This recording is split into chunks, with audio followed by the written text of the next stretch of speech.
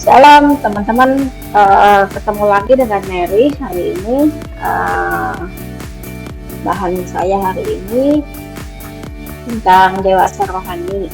Bagaimana kita yang sudah, saya dan teman-teman juga yang sudah tahu firman Tuhan, belajar firman Tuhan, kita memiliki kedewasaan rohani.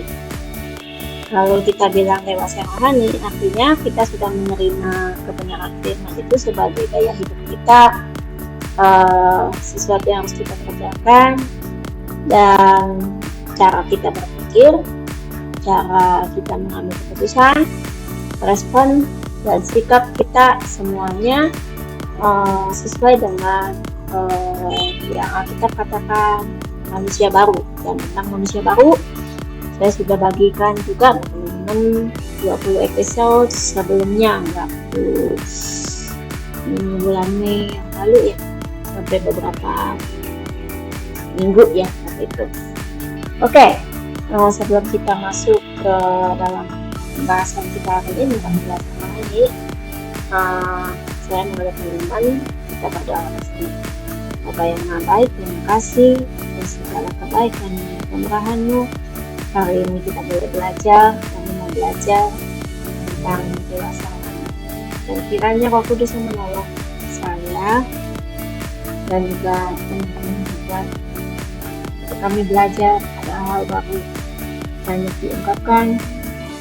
Kami boleh tinggal dalam kebenaran firman, menghidupi firman itu, dan kami boleh diselamatkan.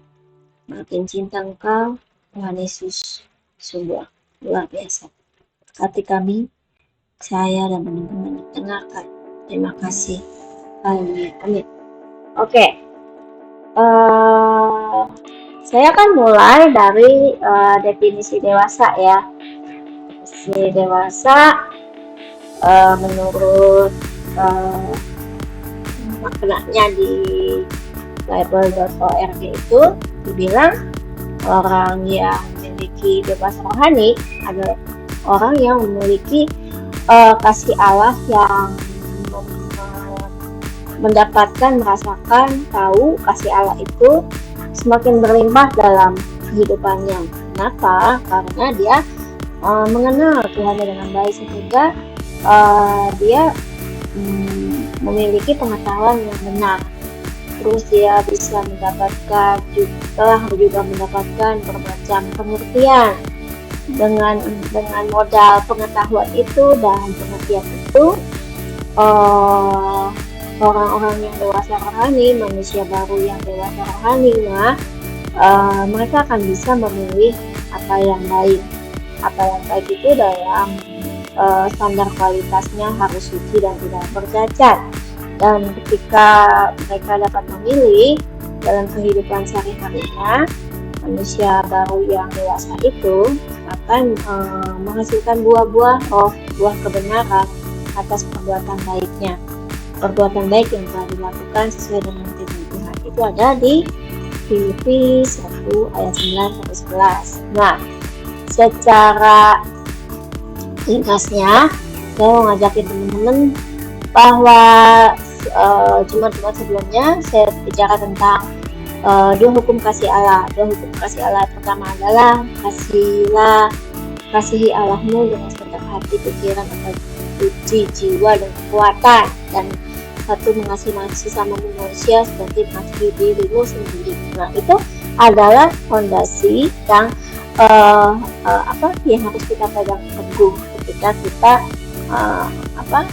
telah menjadi manusia baru, melakukan gaya kehidupan manusia baru. Dan manusia baru yang dewasa itu otomatis berdasarkan pada kasih, karena Allah itu adalah kasih. Dan standar kualitas kasih Allah adalah agape. Jadi kasih itu harus berasal dari keinginan sendiri, secara sadar kita harus melakukannya seperti itu. Dan kita juga mengerti kenapa kok Allah ngajarinnya begitu, gitu loh ya. Nah, jadi memang saya mau tahu juga bahwa kasih ada yang manusia biasa pertunjukkan adalah kasih filial. tetapi yang Tuhan minta, kebenaran firman minta kita dapat melakukan kasih agape, kasih yang berasal dari keinginan sendiri, sehingga kita akan bisa melakukan perbuatan kasih sekalipun orang yang kita beri kasih itu nggak pantas gitu ya. Kemudian setelah kita di dalam usia baru dewasa itu, karena kasih agape itu kita akan semakin hari berproses memiliki ikatan kasih yang semakin bertumbuh dan semakin kuat.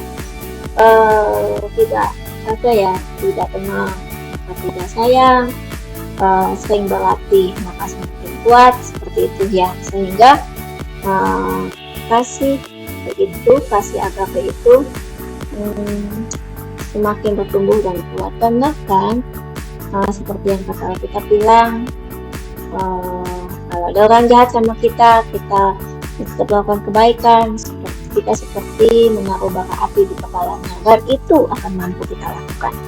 Nah, kemudian setelah ada ikatan kasih itu, akhirnya kita melakukannya karena apa? Karena pengetahuan atas kebenaran firman yang semakin bertumbuh dan sangat berkualitas dalam pemahamannya.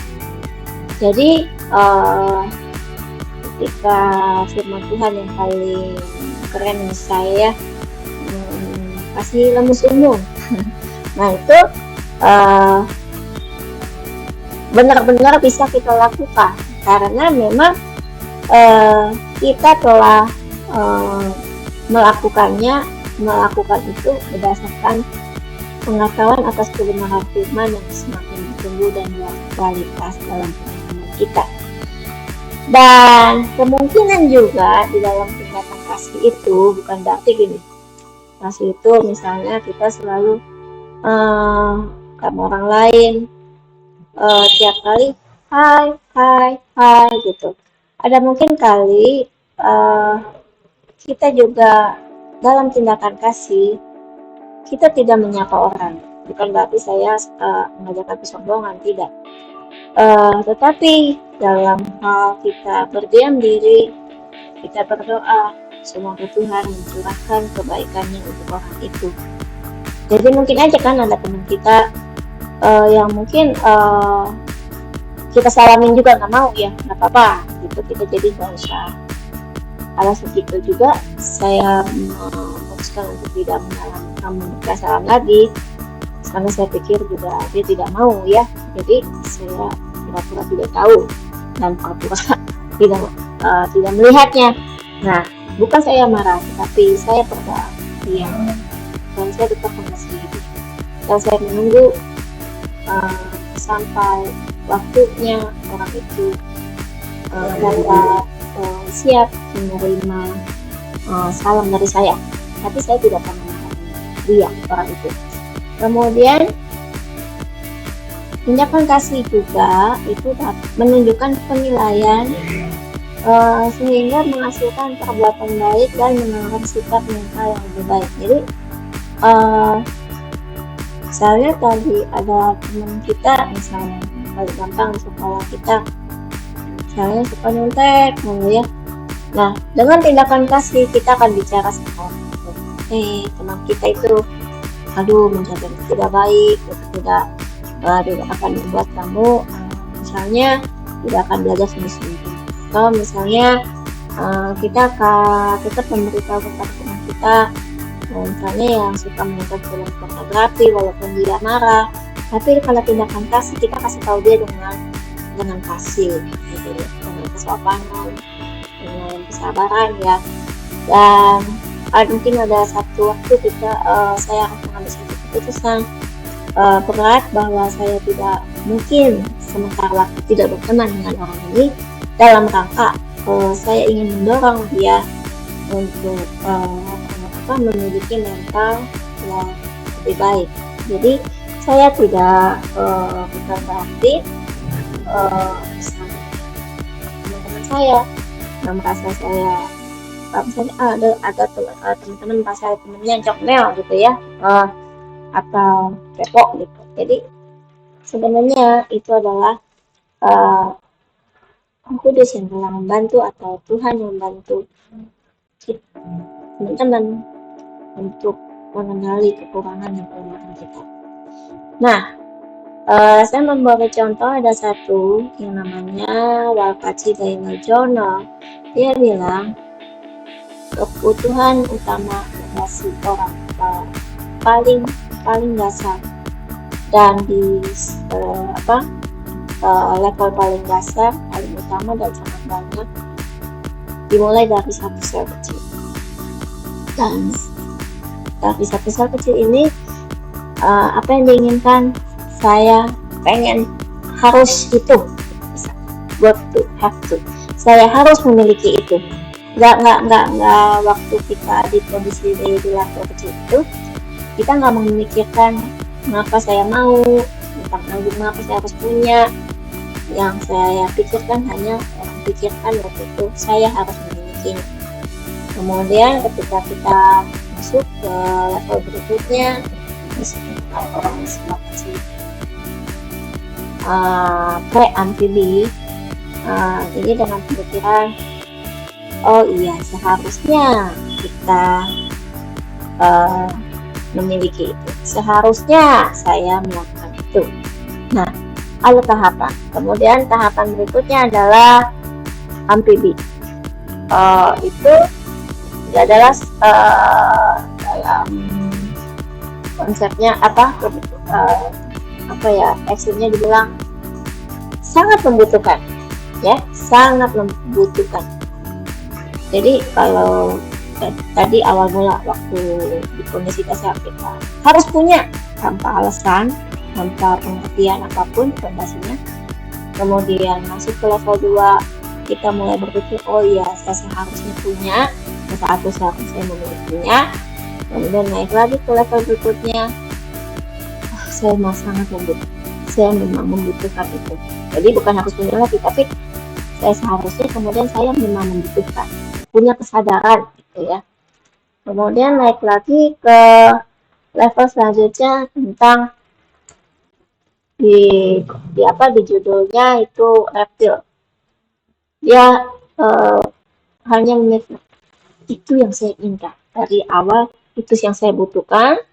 Tadinya awalnya saya membutuhkan dan itu saya inginkan. Tapi jadi ketika saya butuh tapi belum sampai ke level yang penuh, mungkin lebih banyak, lebih baik, lebih tebal. Tapi ketika saya masuk ke itu yang saya inginkan, saya akan semakin tahu, makin sempit, ya makin jelas apa yang saya mau.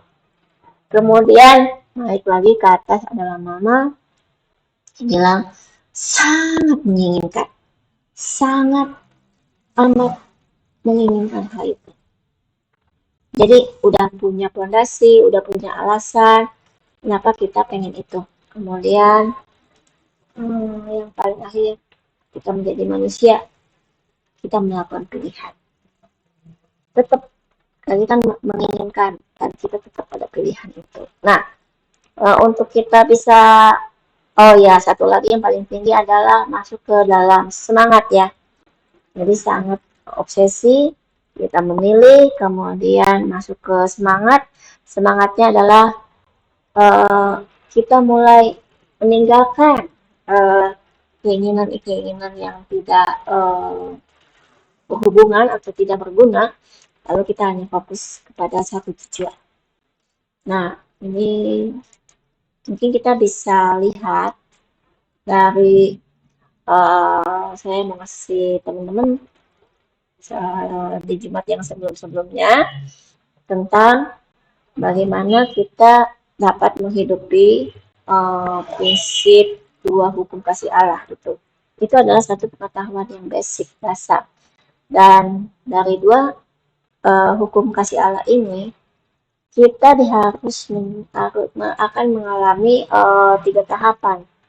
Bersih, karena ada salib Tuhan Yesusnya, kita bertobat, kita bertemu salib Tuhan Yesus, hubungan kita dengan Allah diperbaiki, dan kita baru dapat melakukan kebenaran firman.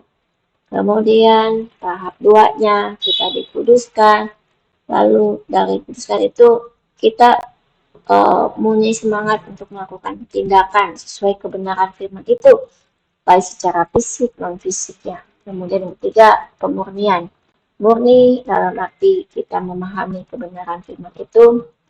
Jadi kita memahami suatu kebenaran firman tidak terganggu oleh kondisi apa yang sedang kita hadapi. Jadi misalnya yang kita sudah pahami adalah ya, akan selalu ya di dalam kondisi apapun. Kemudian motif diri. Kenapa sih kita mau melakukan kebenaran firman? Jadi benar-benar itu adalah semangat yang sungguh-sungguh ya, boleh menjadi momentum bagi kita. Nah, ketika kita pertama kali mau dibersihkan, kita kenal Tuhan Yesus, kita mau bertobat, terima dulu salib penyakitan, lakukan kebenaran firman. Terus ketika kita dibaptiskan waktu itu kita ada Roh Kudus kan, kita dibersihkan dengan air, dikeluarkan dari air, jadi firman memberitahukan kita apa yang benar, apa yang salah, kan? Kemudian kita ditenggelamkan dalam air, dikeluarkan lagi. Nanti kita hidup bersama Roh Kudus. Roh Kudus biasanya juga dilambangkan dengan air. Kemudian kedua, nah itu kudus ya. Sejatinya manusia baru yang dewasa rohani, dia harus hidup dalam bimbingan Roh Kudus. Karena untuk melakukan kebenaran firman itu sangat sulit ya, sangat sulit. Bukan berarti tidak bisa dilakukan, bisa. Tapi kita harus melakukannya bersama Roh Kudus supaya kita nggak terganggu oleh beragam gangguan si penguasa kegelapan itu. Ketika kita membuat diri kita kudus, hidup kita kudus, kita melakukan perbuatan baik. Nah, kita menjauhkan diri kita dari perbuatan yang jahat itu. Lalu kita memisahkan gaya diri kita. Kita menghidupi gaya hidup yang kudus. Kita melakukan apa yang diinginkan Roh. Kenapa harus kita berpisah? Karena mungkin teman-teman sekitar kita yang belum kenal firman Tuhan atau yang baru mengenal firman atau belum sepenuhnya akan merasa mungkin melihat kita sebagai orang yang aneh atau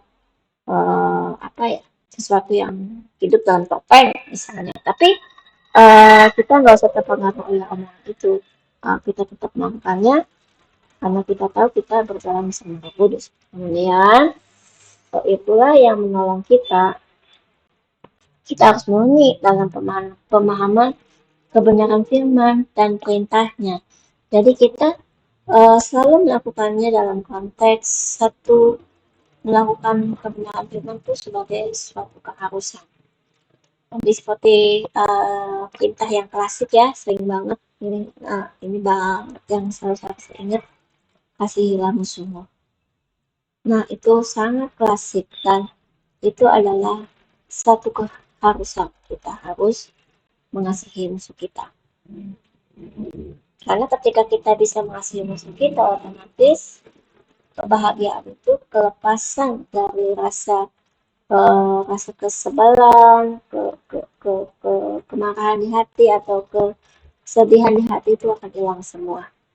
Kemudian murni juga dalam motif melakukan perbuatan baik, pelayanan komunitas. Jika kita memberikan kegiatan pelayanan atau melakukan suatu pertolongan buat orang lain itu tanpa konflik ya, keinginan dirinya sama keinginan Bapak. Artinya juga kita tidak mengambil keuntungan pribadi atau tidak memiliki agenda lain ya, hanya menyenangkan hati Tuhan.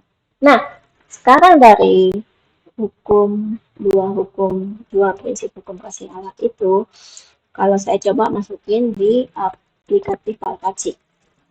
Di yang paling dasar ini, ketika pertama kali saya kenal firman Tuhan, mengenal Tuhan, saya seperti anak kecil yang sangat kecil pemikirannya, tanpa tahu apa-apa. Saya cuma pengen selamat aja. Saya tahu Tuhan Yesus, ketika saya bertobat, terima Tuhan Yesus, kebenaran firman, karena dia adalah juru selamat. Tetapi saat itu kebanyakan orang, dan saya juga waktu itu tidak tahu apa yang selamat ya. Apa yang selamat. Nah, kalau di tahap ini kita mungkin akan diterpa juga, makanya kita butuh bimbingan Roh Kudus.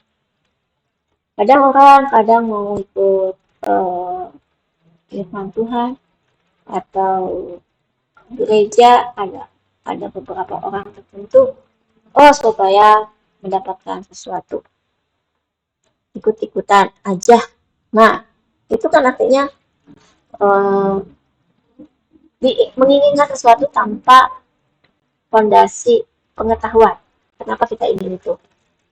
Terus saya ingin selamat, lalu selamatnya gimana? Selamatnya apa yang selamat? Kalau ke Tuhan Yesus saya akan jadi sembuh. Ya, ada yang langsung sembuh, tapi ada juga yang nggak sembuh, belum sembuh, atau malah meninggal, ya kan? Jadi ada banyak hal selamat. Atau saya ingin terima Tuhan Yesus supaya ekonomi saya dipulihkan. Ya, ada yang seperti itu. Tapi ada juga yang ekonominya tetap dalam pergumulan, ya. Nah, tetapi karena kita terus bergumul bersama Roh Kudus, kita jalan bersama kebenaran firman, melakukan kebenaran. Lalu kita akan masuk ke level keduanya. Seharusnya saya bertobat. Nah, ini dia. Kadang waktu di level ini kita akan mulai menemukan kebenaran. Waktu itu mungkin anggap aja ya, tadi misalnya mengampuni musuh, masih musuh. Saya tahu memusuhi musuh itu suatu perbuatan dosa. Allah nggak suka. Dan saya seharusnya bertobat. Saya harusnya mengasihi musuh saya. Tapi saya harus sangat amat berjuang untuk dapat mengampuni orang itu. Dan saya sangat bergumul.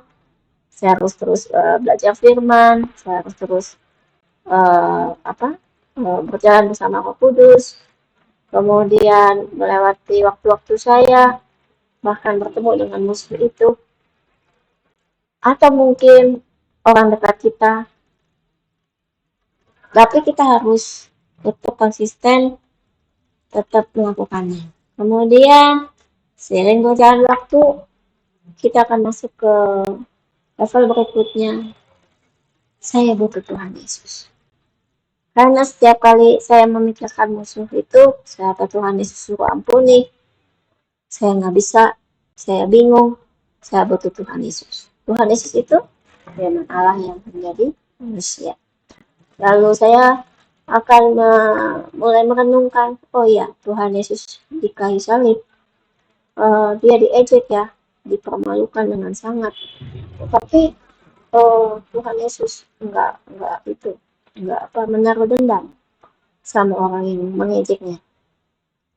Dan Tuhan Yesus tetap tidak berkata kasar, tetap begitu aja melakukan bagiannya di saat itu di kayu salib itu. Dan itu menjadi inspirasi buat saya.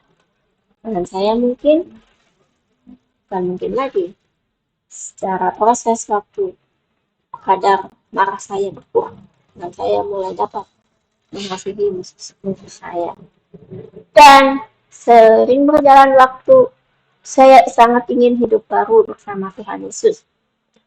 Saya ingin bertemu sama Tuhan Yesus itu ketika saya mulai bisa mengampuni musuh saya merasa hidup saya lebih menyenangkan dan tidak ada kegelisahan, kekhawatiran atau kegundahan hati.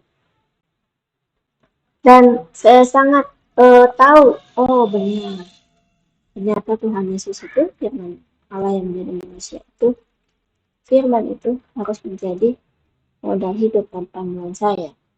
Kemudian dengan berjalan waktu, kita akan terus didorong untuk mengenal Tuhan Yesus lebih lagi. Firman itu maunya gimana? Kita akan mulai ngerti alasan Tuhan Yesus menyuruh kita, firman menyuruh kita untuk mengasihi musuh kita. Kita baru bisa melihat, oh ternyata dia nyebelin gara ada latar belakangnya. Ternyata dia punya masa lalu yang kelam. Ternyata dia punya cerita yang menyedihkan dan melebihi kesulitan saya.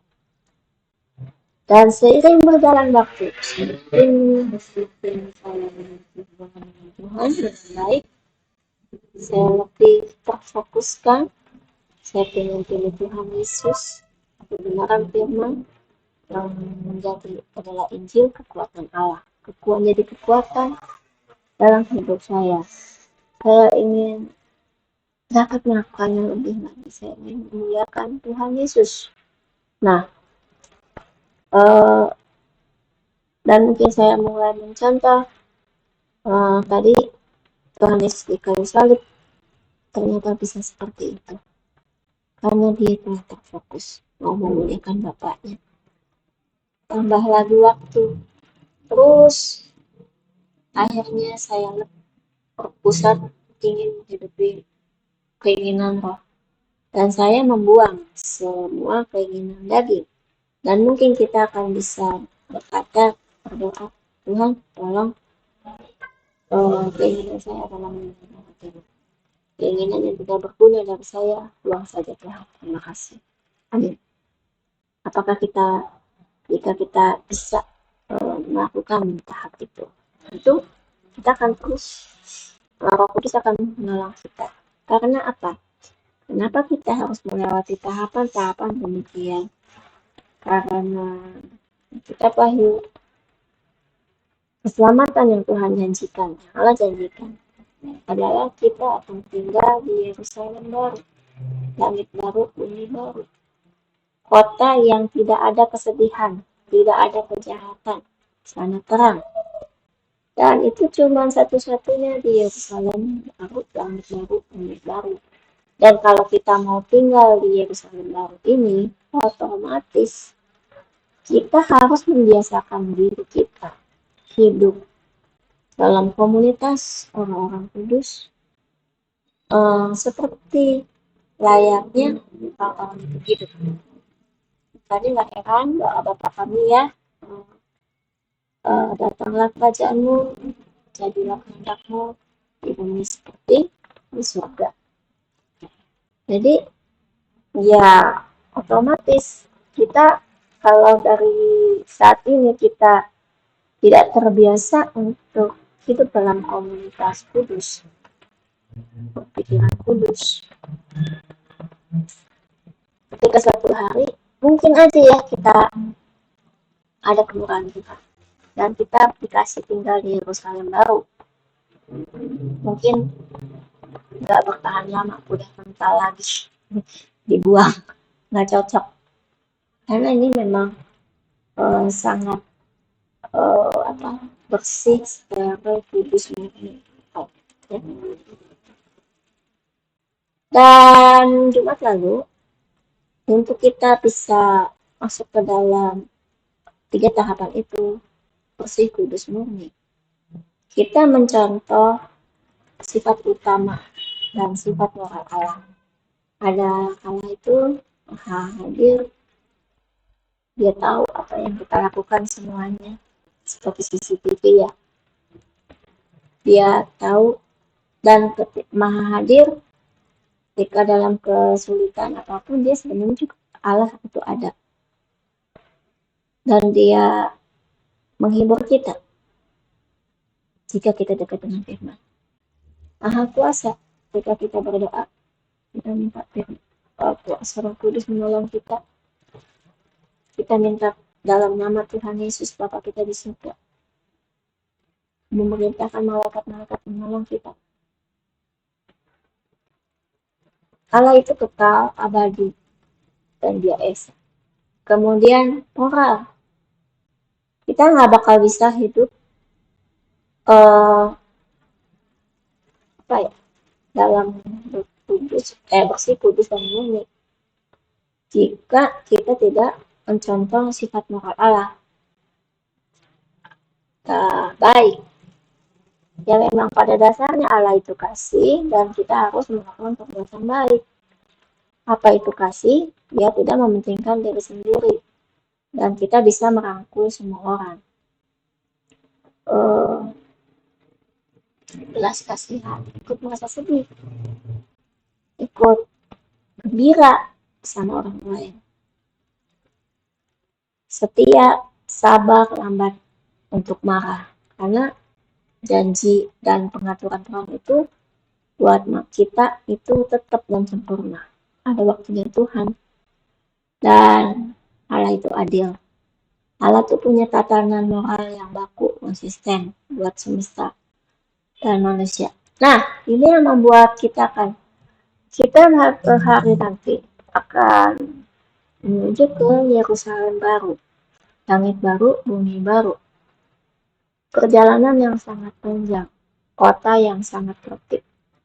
Yang di sana cuma ada kekudusan, keteraturan, kejelasan. Di sana nggak ada matahari, karena Allah sendiri yang menjadi bait Allah. Allah itu terang, ya. Jadi mana mungkin kita bisa tinggal di kota itu kalau kita tidak mencontoh sifat Allah yang unik dan sifat moral Allah.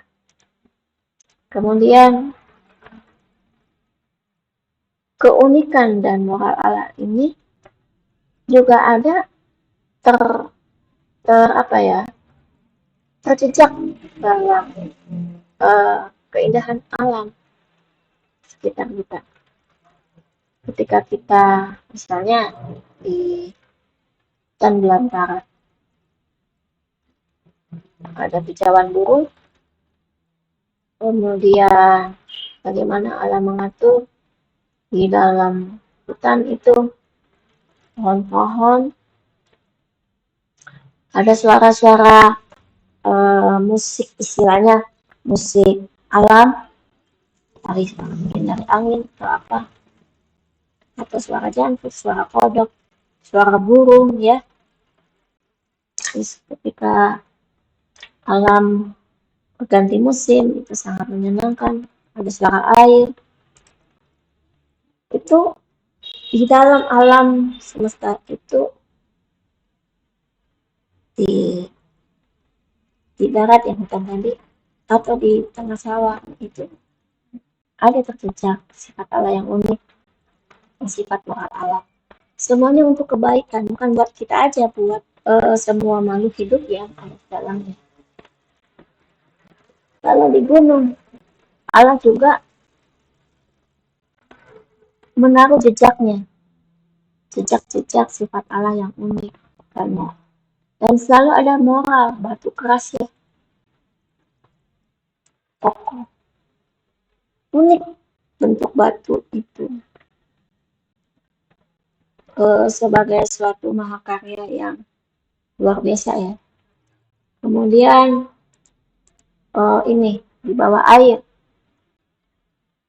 ada pemandangan, ada ikan kecil, ikan besar, bagaimana Allah mengatur ekosistem makanan, ya, yang ikan besar makan yang ikan kecil, kemudian ikan kecil makan plankton, bagaimana tumbuhan-tumbuhan harus hidup. Wah, luar biasa, ya, Tuhan atur semuanya. Itu juga ada jejak-jejak sifat Allah yang unik dan moralnya ada di sana. di dalam setiap natur alam ciptaannya selalu ada kebaikan, ada kasih, belas kasihan, kesetiaan, keadilan. Kemudian bagaimana dengan uh, konstelasi bintang-bintang di langit? Mengapa harus seperti itu? Kapan fungsinya? Kita bisa lihat ada tanggal-tanggalnya. Kemudian kita melihat juga tata surya kita, bumi, matahari, dan planet-planet lainnya. Itu Tuhan udah atur sedemikian rupa di alam semesta ini. Saya juga menaruh jejak sifat Allah yang unik dan kebaikan Allah, sifat moral Allah ada di semua di sana lengkap. Itu sangat luar biasa, bukan? Lalu kita juga untuk jadi manusia baru yang dewasa rohani itu, kita harus mencontoh teladan Tuhan Yesus. Ini juga udah pernah saya bawa di Jumat kemarin. Bagaimana Tuhan Yesus, firman Allah yang menjadi manusia itu, ketika dalam pelayanannya memberi respon.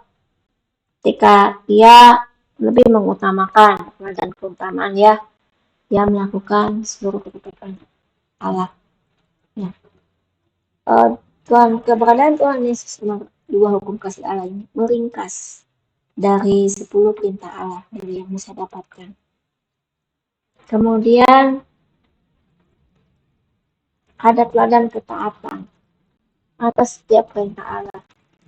Walaupun kelahiran Tuhan Yesus dengan yang terjadi itu dengan fenomena-fenomena yang luar biasa, tapi Tuhan Yesus itu tidak menempatkan dirinya lebih tinggi dari Yesus itu tidak menempatkan lebih tinggi dirinya dari Yohanes Pembaptis, sehingga dia masih datang ke kolong baptis saya. Bukannya Yohanes Pembaptis datang kepada Tuhan Yesus, kan kalau itu kan mungkin begitu ya, ini mau dibaptis yang didatengin, tapi ini enggak. Tuhan Yesus datang kepada Yohanes Pembaptis. Juga waktu Ibu Maria mengunjungi Elizabeth saudaranya, padahal kan posisi lebih tinggi ya Maria, tapi Maria pun diatur sedemikian rupa oleh Tuhan untuk mengunjungi Elizabeth, sehingga bayi dalam kandungannya sampai ibu Bunda Tuhanku datang kepadaku. Ada apa ini? Kemudian Tuhan Yesus memberikan teladan kasih semua orang yang dijumpainya, termasuk musuhnya. Ingat waktu ada orang sakit, Tuhan Yesus seperti lupa akan kelelahannya, kan dia ngajar.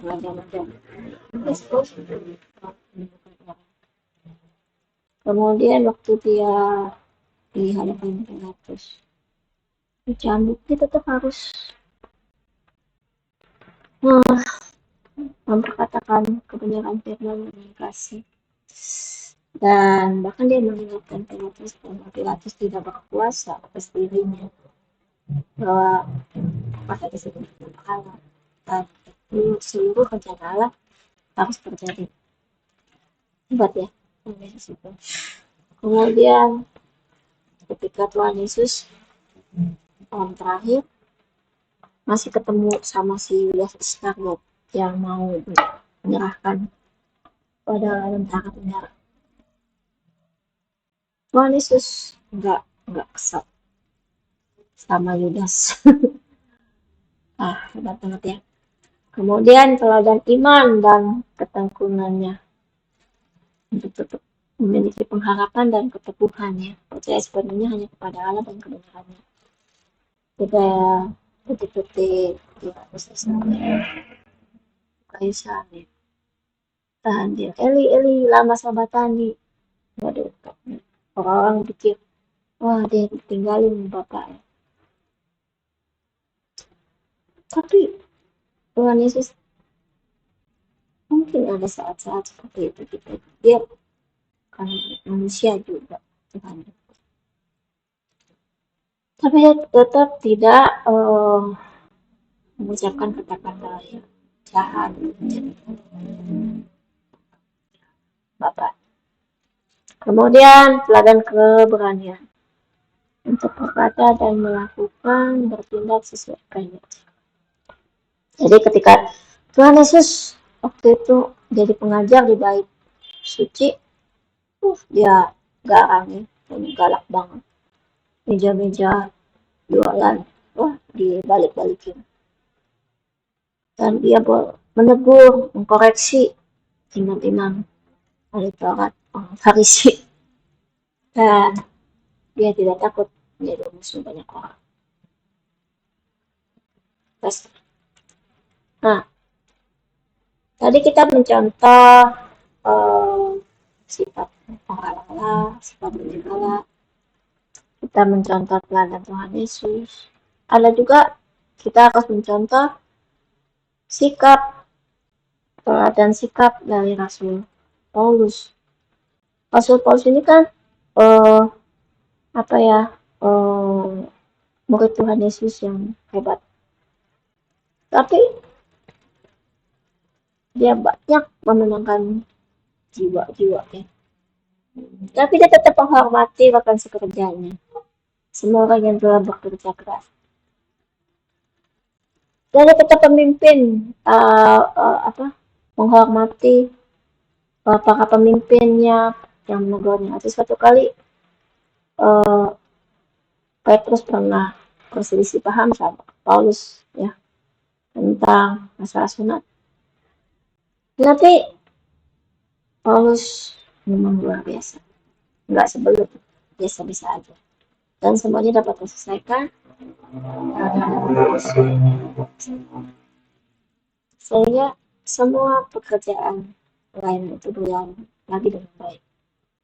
Kemudian Rasul Paulus itu mendukung semua orang kudus yang bekerja keras, orang-orang teman pekerjaannya yang kasih, ditemani dalam damai, walaupun ada selisih paham, tapi dia tetap mendukung. Seperti suatu hari Paulus sama Barnabas tidak lagi berjalan pelayanan bareng karena ada perbedaan lagi prinsip, tapi Paulus tetap mendukung pelayanan Barnabas, begitu juga Barnabas terhadap Paulus. Kemudian hidup tertib sesuai kebenaran firman Tuhan. Nah, ini sama seperti tadi responnya teladan sikap Tuhan Yesus ya. Tertib. Tadi kan ada jejak-jejak Allah yang sangat luar biasa di setiap alam ciptaannya. Dan itu semua berfondasi kepada ketertiban. Hidup dalam kasih. Jadi tadi membalas kesehatan dengan kebaikan dan melakukan perbuatan baik, menaruh bara api di atas kepala. Itu memang harus tetap dilakukan. Dan itu adalah kuncinya supaya manusia baru yang memiliki dewasa rohani, dia tetap bisa bersukacita dalam kondisi apapun.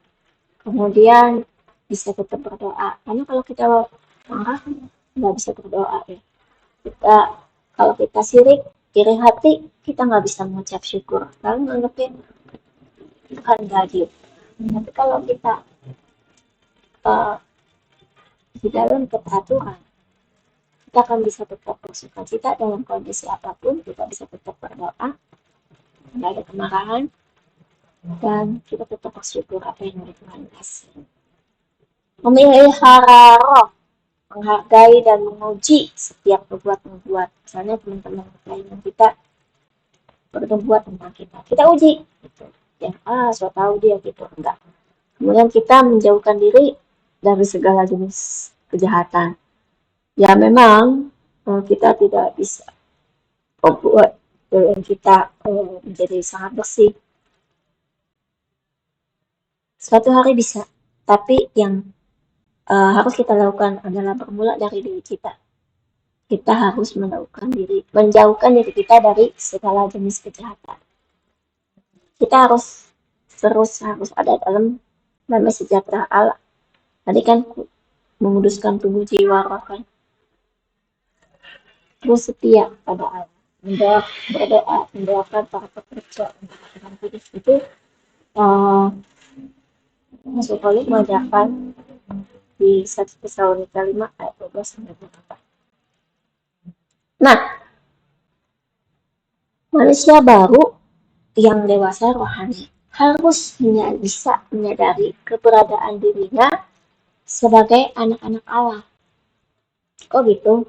Nah, kita harus tahu bahwa setiap orang yang hidup dalam firman, menerima firman, mengakui Tuhan Yesus memiliki kuasa. Kita boleh disebut sebagai anak-anak Allah. Dan inilah tempat anak-anak Allah tinggal. Dia ada kebenaran firman, ada Roh Kudus, terus dia berbuah, menghasilkan buah-buah roh ya. Nah,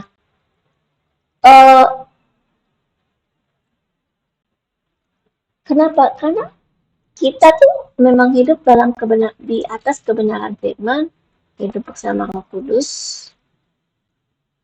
Kita ciptaan Allah yang melakukan perbuatan baik. Dan untuk kita bisa melakukannya terus bertahan ini, karena kita adalah anak-anak Allah, Allah memberikan kita fasilitas untuk menggunakan bantuan malaikatnya menolong kita. Tetapi kita hanya memintanya dari Allah dan kita berterima kasih kepada Allah. Kita hanya meminta Allah, bukan kepada. Nah, jadi kita sebagai anak-anak Allah, kita tahu kedudukannya. Iya. Kita kan diciptakan serupa segambar. Dan saya mengartikannya kedudukan kita itu seperti setara. Oh, malaikat itu luar biasa. Wah, kemampuannya supernatural, kita enggak kan. Dan inilah Allah memberikan bantuannya. Jika kita bingung memahami satu firman, melakukan kebenaran firman, Roh Kudus yang menolong kita. Dan kita dalam kondisi tertentu, dan kita membutuhkan bantuan supranatural, dan Allah menyediakan malaikat-malaikatnya ini untuk membantu kita. Itu sebabnya ini adalah orang-orang yang tidak menerima Tuhan Yesus atau menerima Tuhan Yesus ragu-ragu, sepotong.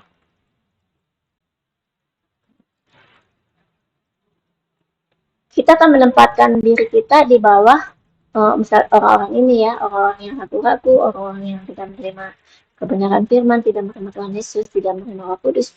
Dia akan menempatkan dirinya itu di bawah malaikat Allah.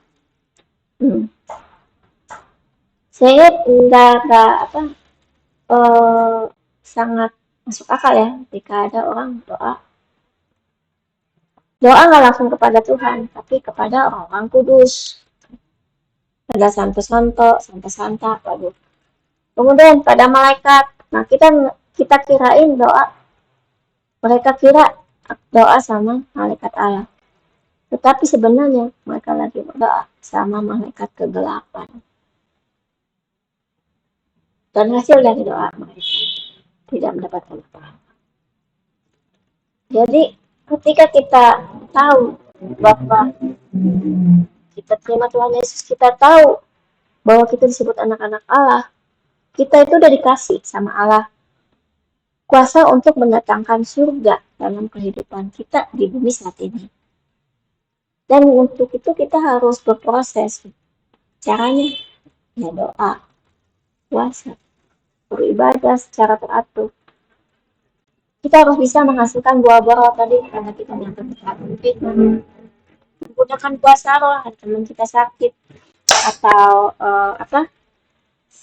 suatu pergumulan berat, kita berdoa, ada mujizat terjadi, kita minta dari Allah, memerintahkan, minta tolong, mintakan malaikat Allah membantu kita.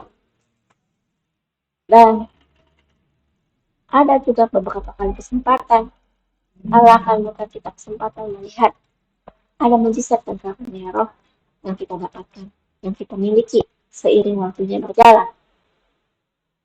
Dengan demikian, kita baru bisa ada kesempatan, membuka kesempatan begitu besar tinggal bersama Tuhan Yesus di surga. Kan kata Tuhan Yesus, aku kembali di rumah Bapakku banyak tempat tinggal.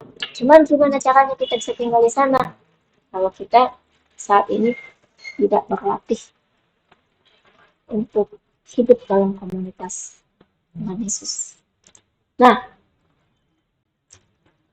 untuk melakukan itu, di Yohanes 1 ayat 12 sampai 14 dikatakan, kan dibilang, tetapi semua orang yang menerimanya diberinya kuasa untuk menjadi anak-anak Allah, yaitu mereka yang percaya dalam namanya. Ya kan? Karena kenapa? Ini saya lanjut yang hitam ini ya. Firman itu telah menjadi manusia diam di antara kita dan kita telah melihat kemuliaannya. Yaitu kemuliaan yang diberikan kepadanya sebagai anak tunggal Bapa, penuh kasih, karunia, dan kebenaran. Jadi ketika saya terima Tuhan Yesus, saya percaya Tuhan Yesus, firman Allah menjadi manusia itu, saya dengan firman-Nya Tuhan Yesus menjadi satu. Dan ketika kita menjadi satu, otomatis kita harus melakukan hidup kita sesuai dengan firman itu.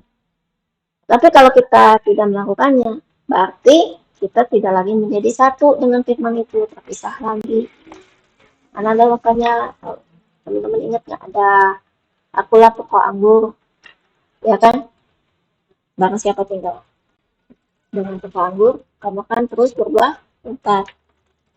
Dan di Mazmur 90 ayat 11, Alkitab Perjanjian Lama ini menerangkan tentang kuasa. Itu kuasa tuh yang Allah kasih kepada kita adalah rasa cintanya, kasihnya Allah sama manusia. Allah sangat melindungi kita, sangat mengasihi kita. Sehingga di Mazmur 11 bilang, Allah kenapa bisa timbul murka, Allah marah gitu ya, sama manusia yang bau, bandel. Atau sama seperti orang tua kita, ketika orang tua kita atau kita menjadi marah sebagai orang tua kepada anak-anak kita yang bandel, yang nggak bisa dibilangin, karena kita sangat mencintai dia, tapi dia tetap melakukan hal yang menyimpang. Karena Allah ingin, karena kasihnya itu, Allah ingin melindungi anak-anaknya. Dia adalah orang tua kita. Kemudian di Ester 9 ayat 29, kuasa, kekuatan, energi itu, waktu itu Ratu Ester menyuruh orang-orang Yahudi untuk merayakan Purim, berdoa, berpuasa, meratap kepada Allah. Nah, hasil dari perbuatan itu, Ratu Ester mendapat jawabannya. Apa? Suaminya, Raja Ahasuerus, memberikan kuasa kepada Mordekai, si pamannya Ratu Ester, untuk kebaikan orang-orang Israel saat itu. Sehingga yang tadinya mau dibantai nggak jadi. Wah, ini luar biasa ya.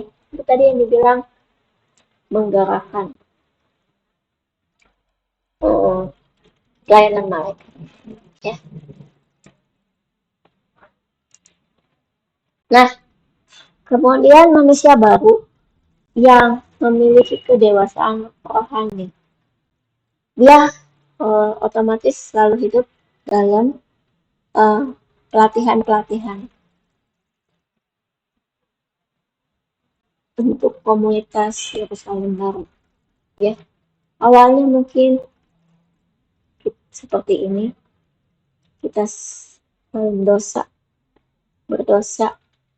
kering kerontang, gak berbuah apa-apa, bingung.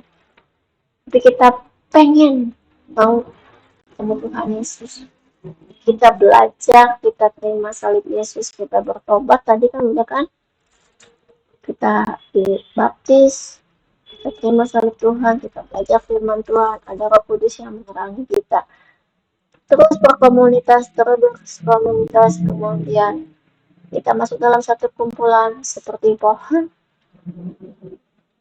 aliran pohon itu kita berbuah, dan ini adalah tempat tinggal saat ini orang-orang yang hidup dalam kebenaran firman, mendapat kemurahan Allah, kemuliaan Allah melalui lingkaran kuningnya ya, seperti itu. Ini ada di Efesus 2 ayat 10.